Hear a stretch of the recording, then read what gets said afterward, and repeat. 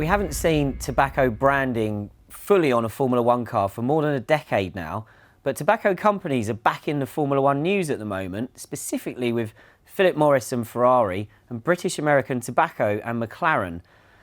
Relatively new partnerships for both that have just come out in, well, Ferrari's was last year, late last year, and McLaren's came out ahead of their launch, which we've just had this week.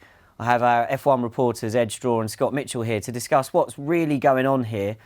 And Ed, I'm going to come to you first.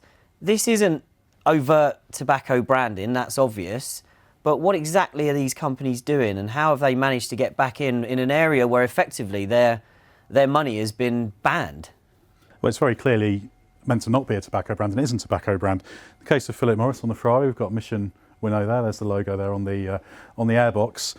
And basically these are brands that have created to kind of reposition the tobacco companies. For example, if you go to the Philip Morris International website, it describes itself as a tobacco company, but then it also says that PMI is transforming and they have a vision of a better future. You see a lot of this language about changing things, becoming something different in the future, and it does say it's targeted at the world's 1.1 billion smokers, Mission Winnow, but it's not a tobacco product, it's not a tobacco brand.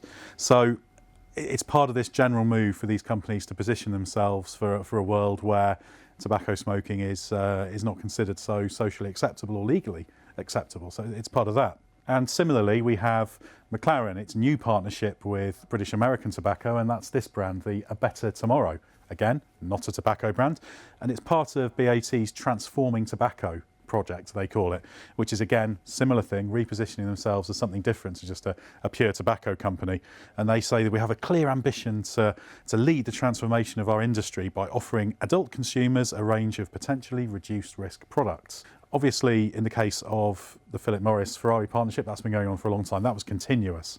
When F1 banned tobacco advertising at the end of 2006, that was actually a formal ban within Formula One. Philip Morris has continued all the way through, and we've seen in the early days, there were kind of what were recognisably Marlboro-style logos on there. That's gradually gone and become unacceptable. They've had to keep changing them, haven't they? And exactly. I should correct myself earlier, because I said the money was banned. You can keep ploughing the money in, you just can't have the presence on the car. Exactly. So these partnerships, the BAT deal for McLaren is the second one, and Mission Winnow, they're both part of these tobacco companies repositioning themselves and changing the products they are pushing. Hence, these are not tobacco brands, hence not tobacco advertising.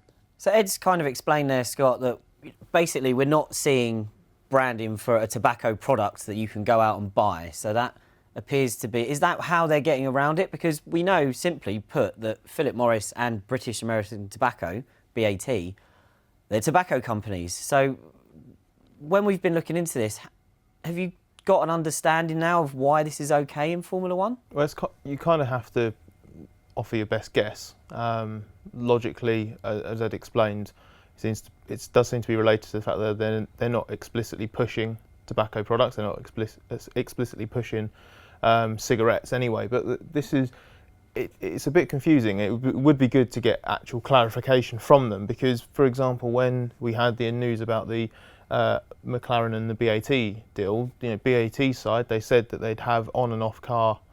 An on and off car presence this year, and they would obviously strictly adhere to any regulations or limitations or whatever there are. But they also said that they wanted to use this partnership to sort of basically raise, to be able to further their e-cigarette and tobacco heating product brands. So I don't understand how you can make a distinction there when they've named their Glow brand, which is a tobacco heating product.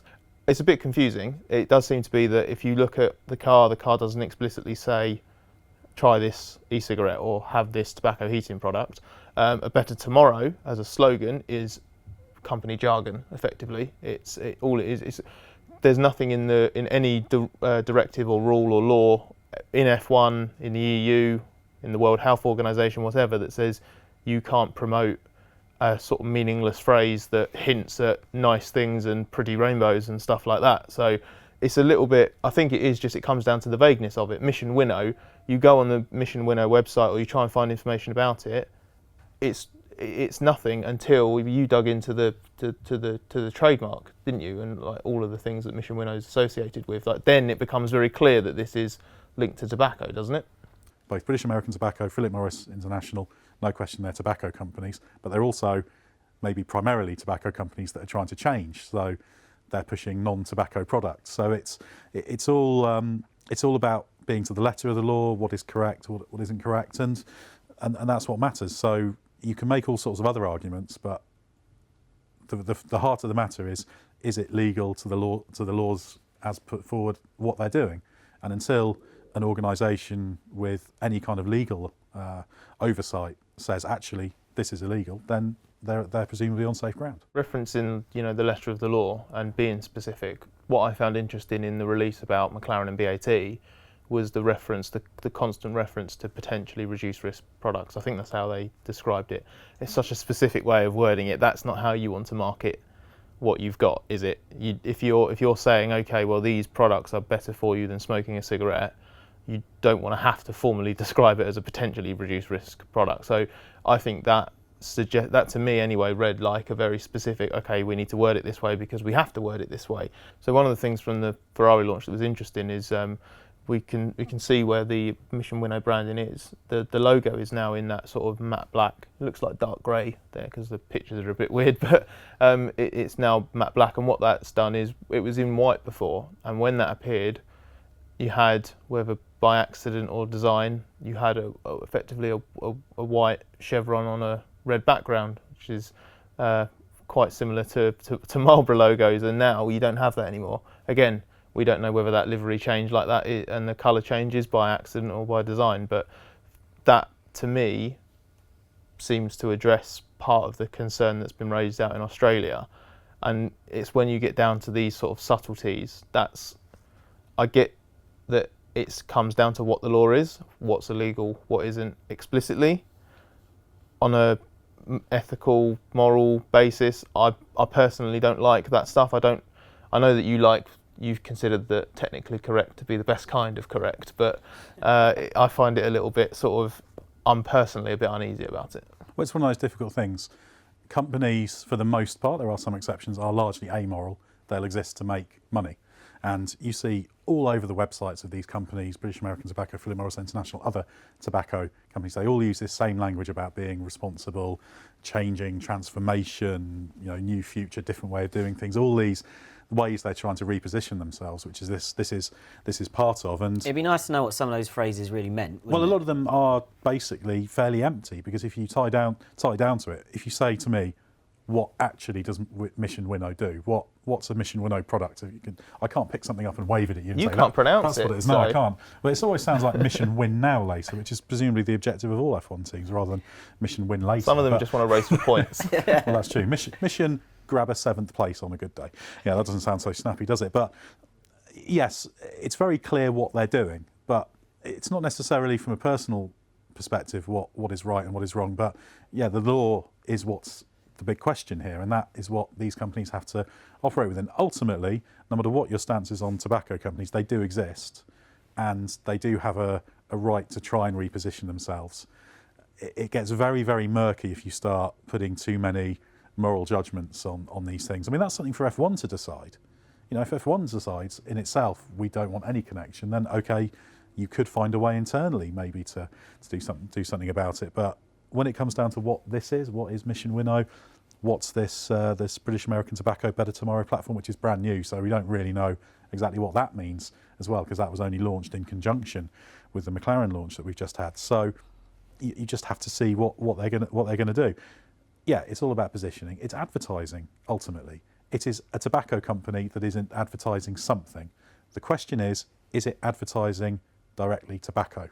That's the legal question. One of the things that I think is important to add, you mentioned like whether it's moral, immoral, whatever, is ultimately for other people to decide, but you have to work out where to draw the line, because we've got energy drinks advertising massively in Formula One. There's chocolate brands, fast food brands have been advertising all around motorsport and stuff like that. And alcohol. Yeah, and alcohol as well. So it comes a point where you sort of think, right, well, what constitutes moral or ethical sponsorship, and when can or cannot something be allowed? And obviously smoking and tobacco products were the first to be properly hit by that, but fighting obesity, changing rules around food and drinks packaging and information and what we should and shouldn't be consuming is becoming a bigger and bigger global project, basically. So at what point does that get the tobacco treatment?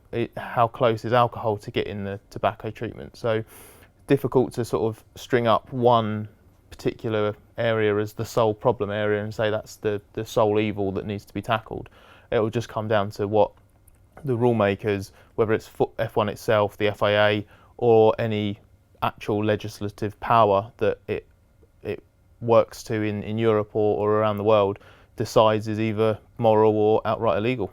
The really interesting thing is, though, that it's no coincidence that we've had Philip Morris doing the Mission Winnow thing, and then we've got British American Tobacco following, 6 months after, with McLaren. So is this part of a wider movement where we see other companies doing it? All tobacco companies will be doing versions of this and trying to reposition themselves. So maybe it becomes more popular, it becomes a bigger thing. This is now an area where Formula One can push to try and get more investment in. The teams, like I say, they will want to get this money, and they'll be amoral effectively in terms of what they want. They want cash injection to improve their facilities, their car, to get the results. Well, this is going to be fascinating because F1 teams arguably never really replaced the tobacco money when it left. There was talk of all these big blue chip sponsors would come in and fill that void, and they didn't.